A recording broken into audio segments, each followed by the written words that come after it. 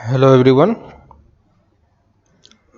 तो last class में हम लोगों ने दो टाइप्स के प्रॉब्लम देखे थे, है ना। आपको याद होगा कि हमने डाइट्स वाले प्रॉब्लम और जो मैन्युफैक्चरिंग वाले प्रॉब्लम थे, है ना। तो ये दो प्रॉब्लम हम लोगों ने देखा। अब एक लास्ट क्लास में आपको चार टाइप के प्रॉब्लम बताए थे मैंने, ठीक है। तो ये नेक्स्ट प्रॉब्लम है, नेक्स्ट टाइप है ट्रांसपोर्टेशन प्रॉब्लम, ठीक है।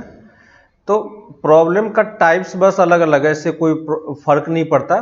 फर्क बस ये पड़ता है कि आप क्वेश्चन पढ़ के किस तरीके से उसको इक्वेशन में कन्वर्ट कर पाते हो, है ना। तो अगर हमारे पास कुछ क्वेश्चन है और उसको मैं किसी तरीके से कन्वर्ट कर पाऊँ अपने इक्वेशन में, जो आपका 12.1 में जिस टाइप का क्वेश्चन था, एक हम ऑब्जेक्टिव फंक्शन बना पाए, है ना। एक ऑब्जेक्टिव फंक्शन हो हमारे पास और कुछ कंस्टेंट हो, अगर हम वहां तक पहुंच जाए तो हम इक्वेशन को इजीली सॉल्व कर सकते हैं। फर्क नहीं पड़ता कि किस टाइप में, ठीक है। लेकिन डिफरेंट टाइप्स में बस अप्रोच डिफरेंट है, बस वो आपको ध्यान देने वाला है। जैसे ट्रांसपोर्टेशन टाइप में क्या होता है कि इसमें कुछ ऑब्जेक्ट को आपको एक प्लेस से दूसरे प्लेस तक मूव कराना होता है ना, ट्रांसपोर्ट करना होता है, और ट्रांसपोर्टेशन के कॉस्ट पे क्वेश्चन होता है। तो यहां पे देखो, जो लास्ट लाइन आपको बोला गया है वो यही बोला है कि हमें मिनिमाइज क्या करना है, ट्रांसपोर्टेशन कॉस्ट करना है, ठीक है। तो हम ट्रांसपोर्टेशन कॉस्ट कैसे बनाएंगे वो इक्वेशन, उस चीज को मैं समझाने का ट्राई करता हूं। देखो, जैसे जैसे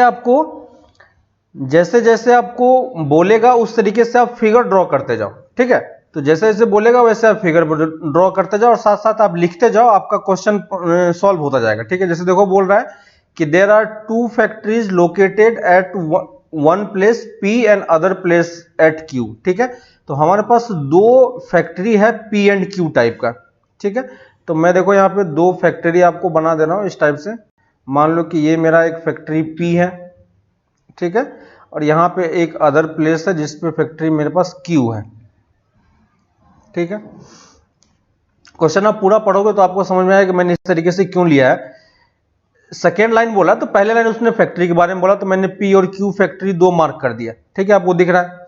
सेकेंड लाइन में ये बोल रहा है, second line from this location certain commodity, मतलब कोई ऑब्जेक्ट है, ठीक है, some commodity is to be delivered to each of the three places situated ABC, है ना। यानी ABC तीन प्लेसेस है जो सिचुएटेड है, ठीक है। तो मैं यहां पे कहीं पे A मान लेता हूं, ठीक है, यहां पे कहीं पे B मान लेते हैं और यहां पे कहीं पे C मान लेते हैं, ठीक है। तो तीन प्लेसेस है और यहां से मुझे डिलीवर करना है, ठीक है।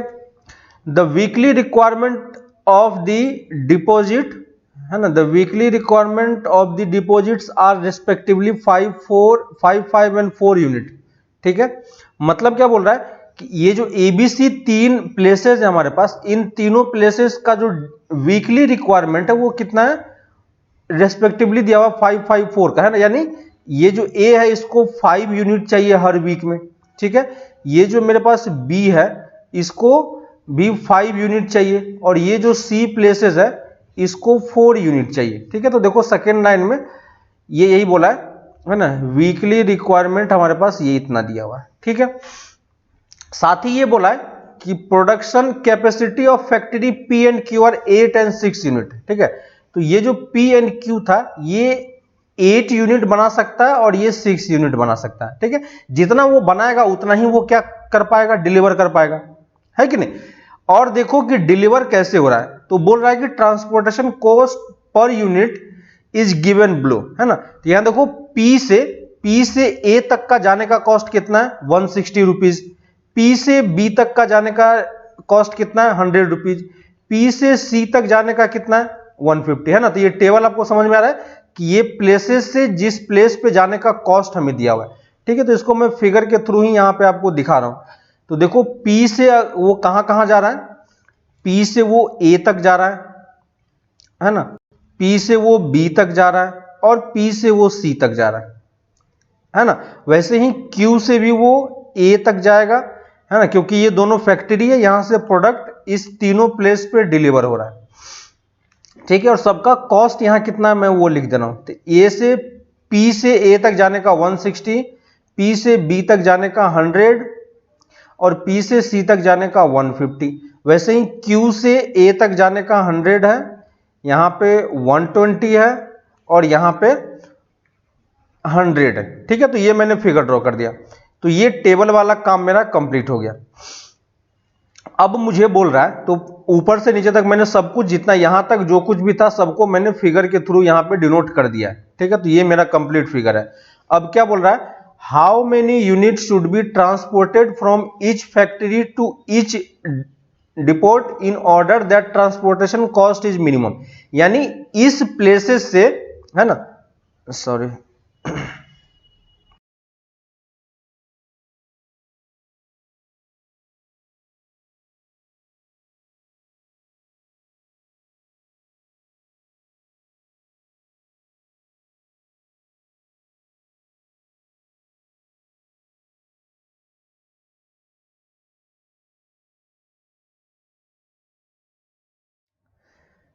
ठीक है।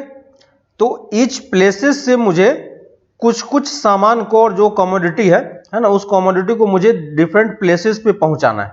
ठीक है, तो वो कितना होगा वो चीज हमें थोड़ा सा देखना है कि किस पे कितना कितना हम प्रोड्यूस करके भेजेंगे। ठीक है, तो मान लेते हैं, ठीक है, मान लेते हैं कि यहां से P से A तक मान लो वो X यूनिट ट्रांसपोर्ट कर रहा है। ठीक है, तो P से A तक वो कितना यूनिट ट्रांसपोर्ट कर रहा है, X यूनिट कर रहा है। ठीक है, अब इस A पे टोटल रिक्वायरमेंट इसके पास कितना है, 5 का। यहां से इसको P से X मिल चुका है, तो Q से इसे कितना मिलेगा, 5 - X मिलना चाहिए, है ना, ताकि टोटल उसके पास 5 मिल जाए। सेम उसी तरीके से यहां पे इसके पास, अगर मैं इसको y मान लेता हूं कि ये B को y दे रहा है ना, तो Q से इसे कितना लेना पड़ेगा, Q से इसे 5 - y लेना पड़ेगा, क्योंकि इसका रिक्वायरमेंट 5 है और y इसको मिल चुका है, तो 5 - y Q से ले लेगा, इसका काम बन जाएगा। C के लिए जब देखना होगा, तो देखो मुझे ये पता है कि मुझे 2 वेरिएबल ही यूज करना है। ठीक है, हमें 3 वेरिएबल में नहीं जाना है। तो देखो यहां पे 2 वेरिएबल में अगर आप इसको z मान लेते हो तो z मान के भी कर सकते हो, लेकिन फिर z मान के आप सॉल्व नहीं कर पाओगे, है ना। तो हम z नहीं मानेंगे, क्या करेंगे, इसको 2 वेरिएबल में ही रिड्यूस करेंगे, क्योंकि हमें यह पता है कि इस तीनों का सम कितना होना चाहिए, ये x, y और z का सम कितना होना चाहिए, 8, क्योंकि p कितना प्रोड्यूस कर रहा है, 8 यूनिट ही प्रोड्यूस कर रहा है। ठीक है, तो z को मैं z नहीं लिखूंगा, क्या लिखूंगा, 8 - x - y, है ना, और 8 माइनस इस दोनों का सम x + y है, उसको 8 में से माइनस कर देंगे तो उतना उसे C को भेजना पड़ेगा, है कि नहीं, समझ में आ रहा है। और देखो C का रिक्वायरमेंट एक्चुअली है कितना, C का रिक्वायरमेंट इसके पास 4 ही है कि ना, C का रिक्वायरमेंट 4 है, लेकिन इस 4 रिक्वायरमेंट में इसे कितना मिल चुका है, इसे आप देखोगे कि 8 - x इसको यहां से मिल चुका है। ठीक है, अब देखो यहां से देखो इसे कितना मिलेगा, ये Q इसको कितना देगा, Q को इसे कितना देना पड़ेगा, Q देखो टोटल इसके पास, Q के पास कितना है, 6 है ना, टोटल Q के पास कितना है, 6 है, और इसमें से वो कितना कितना दे चुका है, 5 - y और 5 - x वो ऑलरेडी दे चुका है। ठीक है, तो 6 में से 5 - x इसको देगा, है ना, और -5 - y वो दे चुका है, तो रिमेनिंग उसके पास कितना बचा, रिमेनिंग इसके पास इतना बचा, है ना, और इतना ये इसको देगा। क्लियर है, समझ में आ रहा है क्या, है ना। तो बाकी जो इसके पास बचा है वो कहां से मिलेगा, उसे P से मिलेगा, है ना। तो जितना उसे मिलेगा वहां से उतना हमारे पास क्या हो जाएगा, उसका वो कॉस्ट हो जाएगा। क्लियर है ना। तो बाकी सारा पार्ट उसे मिलके कितना हो रहा है, ये चीजें इसके पास इतना प्रोड्यूस हो रहा है। ठीक है, यहां तक क्लियर हुआ। अब देखो कि जो हमें बोला गया है, हमें यह बोला गया है कि अब हमें टोटल कॉस्ट देखना है और ट्रांसपोर्टेशन कॉस्ट देखना है कि कितना होगा, है ना। टोटल ट्रांसपोर्टेशन कॉस्ट हमें देखना है कि कितना होगा।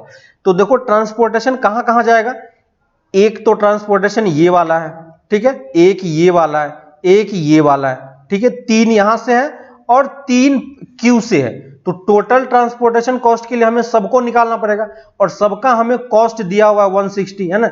ये कितने का है, 1 यूनिट का है। ठीक है, ये कितने का है, 1 यूनिट का है।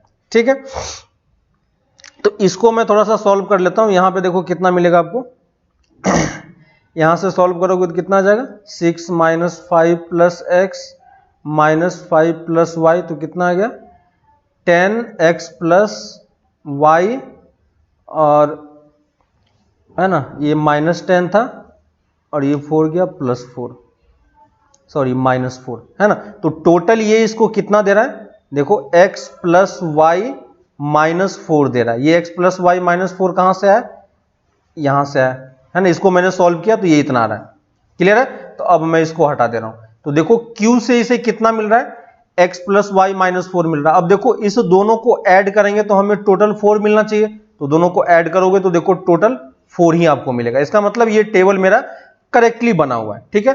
अब हम आ जाते हैं कॉस्ट पे, ठीक है। कॉस्ट आपको कैलकुलेट करने के लिए क्या करना होगा, तो देखो टोटल कॉस्ट जो होगा, टोटल कॉस्ट को ही हमें क्या करना है, मिनिमाइज करना है, ठीक है। देखो यहां पे क्या बोल रहा है, what will be the minimum transportation cost. तो ट्रांसपोर्टेशन कॉस्ट निकालने के लिए मैं क्या करूंगा, टोटल ट्रांसपोर्टेशन कॉस्ट, है ना, टोटल ट्रांसपोर्टेशन कॉस्ट को ही मैं क्या मान लूंगा, जेड मान लूंगा। और टोटल ट्रांसपोर्टेशन कॉस्ट आपको कहां से मिलेगा, यहां से x यूनिट इसको ट्रांसफर कर रहा है ना, और x यूनिट ट्रांसफर करने में इसका कितना खर्च होगा, 160 इंटू एक्स, ठीक है। सेकेंड यहां से मिलेगा, कितना मिलेगा, 100 इंटू 5 माइनस एक्स, दिख रहा है क्या, 100 इंटू 5 माइनस एक्स। तो ये दोनों मैंने कैलकुलेट कर लिया। थर्ड यहां से है ये वाला, तो यहां पे कितना मिलेगा इसको, 100y, तो यहां से मैंने 100y कर दिया। यहां से इसे कितना जाना पड़ेगा, plus 150 into 8 minus x minus y, ठीक है। नेक्स्ट इसे ये वाला कैलकुलेट करना पड़ेगा, कितना लिखोगे, 120 इंटू 5 माइनस वाई, और लास्ट वाला ये वाला लिखना पड़ेगा 100 into x plus y minus 4। तो ये इसका टोटल कॉस्ट है, ये दिख रहा है क्या, है ना। तो हर एक पाथ में जितना जितना कॉस्ट हुआ वो मैंने यहां पे आपको लिख के दिखा दिया, ठीक है। इसको बस आपको सॉल्व करना है, ठीक है। इसको क्या करना, बस आपको सिंपली सॉल्व करना, और इसमें कुछ भी नहीं है, बस कैलकुलेशन है थोड़ा सा। इसको जब आप सॉल्व करोगे तो z की वैल्यू कितनी आ जाती है, z की वैल्यू आ जाती है 10 into x minus 7y, check करना आप, प्लस 190, ठीक है। तो ये मेरा क्या हो गया, यही मेरा ऑब्जेक्टिव फंक्शन बन गया, है कि नहीं, यही मेरा क्या हो गया, ऑब्जेक्टिव फंक्शन हो गया। और इसी को हमें क्या करना है, इसी को हमें मिनिमाइज करना है, क्लियर है। तो हमारा ऑब्जेक्टिव फंक्शन निकल चुका है। अब हमें क्या चाहिए, कंस्ट्रेंट चाहिए, है ना। अब हमें क्या चाहिए, कंस्ट्रेंट चाहिए। तो देखो कंस्ट्रेंट हम कहां से निकालेंगे, कंस्ट्रेंट देखो आप कहां से निकालोगे, है ना। कंस्ट्रेंट आप कैसे निकालोगे, तो देखो कंस्ट्रेंट कैसे आएगा, इसको मैं नीचे कर देता हूं। देखो कंस्ट्रेंट लिखने के लिए क्या करूंगा मैं, कंस्ट्रेंट, ठीक है। पहला कंस्ट्रेंट कहां से मिलेगा, पहली चीज जो x y, x और y पे ही हमें कंस्ट्रेंट निकालना है, ठीक ना। तो x और y क्या होना चाहिए, आपका पॉजिटिव होना चाहिए, क्योंकि वो क्या है, क्वांटिटी है ना। तो पहली चीज, तो पहला कंडीशन तो आपको ये समझ में आ रहा है, x greater than 0, y greater than 0, clear है। दूसरा कंस्टेंट, क्योंकि ये वाला क्वांटिटी भी क्या है, ये भी कंस्टेंट ही है, 8 माइनस एक्स माइनस वाई भी क्या है, कंस्टेंट ही है। तो ये सॉरी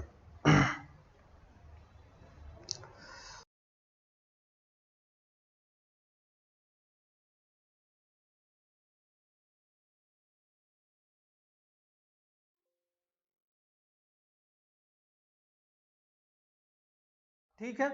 तो x minus 8 minus x minus y भी क्या है, कंस्टेंट ही है ना। तो ये वाला जो पार्ट मैंने बोला कि ये वाला पार्ट भी मेरा क्या है, सॉरी क्वांटिटी ही है ना। तो ये भी क्या होना चाहिए, मेरा पॉजिटिव होना चाहिए। ये भी मेरा क्या है, क्वांटिटी है, ये भी पॉजिटिव होना चाहिए। यानी एक्स वाई को मैंने पॉजिटिव इसलिए किया था क्योंकि वो क्वांटिटी था, लेकिन 8 माइनस एक्स माइनस वाई भी तो क्वांटिटी है ना। ये सारा क्वांटिटी क्या है, ये सारा क्या है, क्वांटिटी है। तो सबको हमें क्या करना पड़ेगा, पहले ग्रेटर देन इक्वल टू 0 करना पड़ेगा। समझ में आ रहा है क्या। तो यहां पे सेकेंड कंडीशन में क्या लिखूंगा, 8 minus x minus y greater than 0, 5 minus x greater than equal to 0, है ना, 5 minus y greater than equal to 0, है ना। Next x plus y minus 4 greater than equal to 0, है ना। तो देखो जितने भी क्वांटिटी थे सबको मैंने क्या किया, ग्रेटर देन इक्वल टू 0 कर दिया। क्यों किया ऐसा, ये इसलिए करना पड़ा क्योंकि आपको ये समझ में आ रहा है कि ये सब क्वांटिटी है ना, तो ये सब कुछ हमारा पॉजिटिव होना चाहिए। ठीक है, इसको जब आप सॉल्व करोगे तो पहला कंडीशन क्या आएगा, x greater than equal to 0, y greater than equal to 0, x plus y less than equal to 8, x less than equal to 5, y less than equal to 5 and x plus y greater than equal to 4, है ना। तो ये मेरा final constant है, total constant मेरा ये हो गया। क्लियर है। तो देखो अभी तक जो हम लोग कर रहे थे उसमें कंस्टेंट हमारा सिर्फ 1 या 2 कंस्टेंट होता था, है ना। ट्रांसपोर्टेशन वाले में आपके पास ज्यादा कंस्टेंट आएगा, है ना, लेकिन ट्रांसपोर्टेशन वाले में ज्यादा क्वेश्चन आपको करने को मिलेगा भी नहीं क्योंकि थोड़ा सा लेंथी हो जाता है, आपको समझ में आ रहा है। ठीक है, तो लेकिन इस बार पूछा जा सकता है ट्रांसपोर्टेशन वाला क्योंकि उसने अनबाउंडेड वाला हटा दिया है। ठीक है, तो इस वाले पार्ट को थोड़ा सा ध्यान देना क्योंकि इस वाले पार्ट से ज्यादा क्वेश्चन आया नहीं है कभी। ठीक है, तो ये वैर हो गया। अब अगर आपके पास ऑब्जेक्टिव फंक्शन है ना, ऑब्जेक्टिव फंक्शन है और आपके पास कंस्टेंट है तो आपको फिर क्या करना है, बाउंडेड रीजन निकालना है ना। तो आप बाउंडेड रीजन यहां से कैलकुलेट करो, है कि नहीं। तो बाउंडेड रीजन आप यहां से कैलकुलेट कर सकते हो, इसको यहां पे प्लॉट करोगे और यहां पे, है ना, रीजन बनाओ यहां पे कौन सा रीजन है। अगर ये बाउंडेड होगा, है ना, अगर ये बाउंडेड आएगा तो हम सॉल्व करेंगे, अनबाउंडेड होगा तो हम इसको सॉल्व नहीं करेंगे। ठीक है, तो बाकी इसके आगे का कैलकुलेशन मैं आप पे छोड़ रहा हूं। ठीक है, बाकी आप कैलकुलेशन करना, वैसे ही टेबल आपको क्रिएट करना है। ठीक है, सब कुछ सेम प्रोसेस इसका वही है। ठीक है, तो उस प्रोसेस को आप थोड़ा सा ध्यान रख के करना तो आपको समझ में आएगा कि क्वेश्चन कैसे सॉल्व हो रहा है। क्लियर है ना। तो सब कुछ सेम है, कोई भी इसमें डिफरेंट चीजें नहीं की गई है, जैसे आप पहले करते आओ सेम वही प्रोसेस यहां पे भी हमें फॉलो करना है। ठीक है, तो ये वाला पार्ट हो गया हमारा ट्रांसपोर्टेशन का। ठीक है, नेक्स्ट हमारे पास है ना, तो फोर्थ टाइप का है हमारे पास, फोर्थ हो गया हमारा एलोकेशन वाला। ठीक है, तो ये देखो फोर्थ वाला एक एग्जांपल है, एलोकेशन प्रॉब्लम। ठीक है, ये फोर्थ हो गया हमारा एलोकेशन प्रॉब्लम, है ना। तो अब एलोकेशन प्रॉब्लम में क्या होगा कि कुछ चीजें वो एलोकेट करेगा, है ना। जैसे इस वाले केस में उसके पास क्या है, लैंड है। ठीक है, तो देखो क्या बोल रहा है question, a corporate society of a farmer has 50 hectare of land, है ना। तो उसके पास क्या है, 50 हेक्टेयर लैंड है उसके पास। ठीक है, और उस लैंड को वो क्या कर रहा है, एलोकेट कर रहा है। किसमें एलोकेट कर रहा है, 2 क्रॉप वो निकालना चाह रहा है, 2 क्रॉप्स एक्स एंड वाई। ठीक है, तो वो 2 क्रॉप बनाना चाह रहा है या उगाना चाह रहा है जिसमें उसे इस 50 हेक्टेयर को क्या करना चाह रहा है, उसे एलोकेट करना कि कितना कितना हम इस दोनों में एलोकेट करें। ठीक है, profit from the crop x and crop y per hectare are estimated, है ना। तो ये देखो प्रॉफिट भी हमें दिया हुआ है कि कैपिटल एक्स है, तो यहां पे देखो मैं यहां पे लिख दे रहा हूं आपको, ये मेरा क्रॉप एक्स है और ये मेरा क्रॉप वाई है। ठीक है, तो crop x and crop y हो गया। ठीक है, और टोटल मेरे पास लैंड कितना है, टोटल लैंड मेरे पास 50 हेक्टेयर है ना। तो ये मेरे पास टोटल लैंड है। ठीक है, अब देखो हमें एक बार पढ़ लेते हैं क्वेश्चन, क्रॉप है एस्टिमेटेड इतना, उसके बाद बोल रहा है to control weed liquid herbicide has to be used for crop x and crop y, और क्रॉप के लिए वो कुछ लिक्विड यूज कर रहा है ना, पर हेक्टेयर, लेकिन वो 800 लीटर से ज्यादा यूज नहीं कर सकता है। ठीक है, उसके बाद है ना to protect the fish and the wildlife. ठीक है, तो ये सब रीजन है। उसके बाद बोल रहा है how much land he should allocate to each crop so as to maximize the total profit.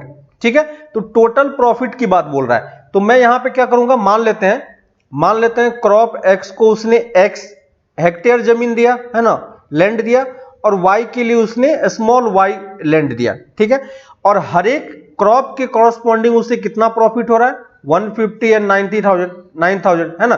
तो मैं क्या करूंगा, इसको अगर मुझे प्रॉफिट कैलकुलेट करना है तो टोटल प्रॉफिट को क्या ले लूंगा, मैं जेड ले लूंगा क्योंकि हमें इसी को मैक्सिमाइज करना है ना। और जेड कितना होगा, 1050 इंटू एक्स, क्योंकि एक्स से इससे इतना प्रॉफिट होने वाला है।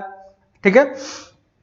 और y से उसे कितना प्रॉफिट होने वाला है, y से उसे प्रॉफिट होगा 9000 का, है ना। और y में कितना एलोकेट किया है, स्मॉल y, तो यहां पे मैं कितना लिखूंगा 9000y, है ना। तो ये मेरा क्या हो गया ऑब्जेक्टिव फंक्शन, और इसी को हमें क्या करना है मैक्सिमाइज करना है ना। तो लाइन से देखो पढ़ के मैंने ये चीजें कैलकुलेट करके ये मैंने ऑब्जेक्टिव फंक्शन निकाल लिया। अब मैं आ जाऊंगा कंस्ट्रेंट पे, ठीक है, कि कंस्ट्रेंट कितना कितना होगा, कि हमें ये चीज लिखना। पहली चीज तो हमें ये कंस्ट्रेंट दिखाई दे रहा है कि टोटल लैंड उसके पास कितना है, टोटल लैंड उसके पास 50 है ना। टोटल लैंड कितना है उसके पास, टोटल लैंड उसके पास 50 है, यानी दोनों x और y का सम क्या 50 से ज्यादा हो सकता है, नहीं हो सकता है, ठीक है। तो पहला कंडीशन तो मैं ये लिख दूंगा कि दोनों तो मेरा पॉजिटिव होना चाहिए, क्योंकि मैं लैंड के एरिया की बात कर रहा हूं, और साथ ही x प्लस वाई की value less than equal to 50 होगी। क्लियर है, लेस देन इक्वल टू 50। दूसरा आपके पास कंडीशन आएगा, दूसरा कंडीशन यहां पे आ रहा है कि वो दोनों के लिए कुछ लिक्विड यूज कर रहा है ना, to protect the fish and wildlife. तो x के लिए वो क्या यूज कर रहा है 20 लीटर, और y के लिए वो 10 लीटर यूज कर रहा है, ठीक है। तो मैं क्या लिखूंगा 20x प्लस 10y, और ये वैल्यू क्या बोल रहा है नॉट मोर देन 800 लीटर, यानी मैक्सिमम वो कितना जा सकता है, मैक्सिमम वो 800 तक जा सकता है। क्लियर है, तो यहां पे आप इक्वल टू का साइन भी लगा सकते हो, है ना। तो ये आपके पास दो इनइक्वालिटी हो गई। इसी को अगर थोड़ा सा और मैं सॉल्व कर लूंगा, थोड़ा सा और सिंप्लीफाई कर लेते हैं, x greater than 0 y greater than 0, x plus y less than 50 और 2x plus y less than equal to 80, ठीक है। ये देखो मेरे पास आ गया। अब हमारे पास कंस्टेंट है, ऑब्जेक्टिव फंक्शन है, करना क्या है एक्स वाई प्लेन पे प्लॉट करना है, आर हमें फाइंड करना है। आर अगर बाउंडेड होगा तो हम सॉल्व करेंगे, है ना, अनबाउंडेड होगा तो आप छोड़ देना, ठीक है। तो लेकिन कैसे कन्वर्जन किस तरीके से हो रहा है वो आपको समझ में आ रहा है कि नहीं, ठीक है। तो किसी भी तरीके से आप थ्योरेटिकल प्रॉब्लम आपको दिया हुआ होगा, और मैक्सिमम टाइम पे आपको थ्योरेटिकल प्रॉब्लम ही आएगा एग्जाम में, ठीक है।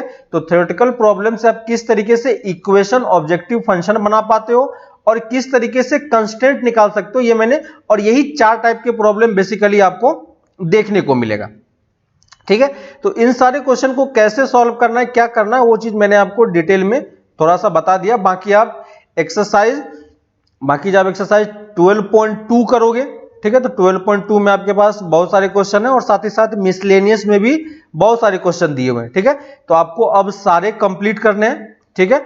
एक्सरसाइज 12.2 मैंने लास्ट क्लास में दिया था आपको कंप्लीट करने के लिए, ठीक है। जो सब क्वेश्चन बच गया या जिसमें डाउट हो वो आप लोग पूछ लेना, ठीक है।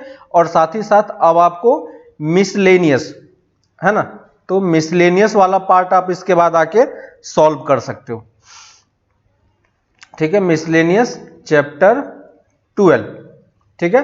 तो मिसलेनियस चैप्टर 12 अब आप इजीली कंप्लीट कर पाओगे। बस ये ध्यान रखना कि इन सब में हमें कौन सा प्रॉब्लम सॉल्व करना है, सिर्फ बाउंडेड प्रॉब्लम, है ना, ओनली बाउंडेड प्रॉब्लम, ठीक है। आपको हमें क्वेश्चन देख के पता नहीं चलेगा कि बाउंडेड है या अनबाउंडेड है जब तक आप ये फिजिबल रीजन ड्रॉ नहीं करोगे, ठीक है। तो हर एक क्वेश्चन में आप ट्राई करो, है ना, आपका कन्वर्जन का तरीका आपको पता चलेगा, है ना, तो वो आपको समझ में भी आएगा।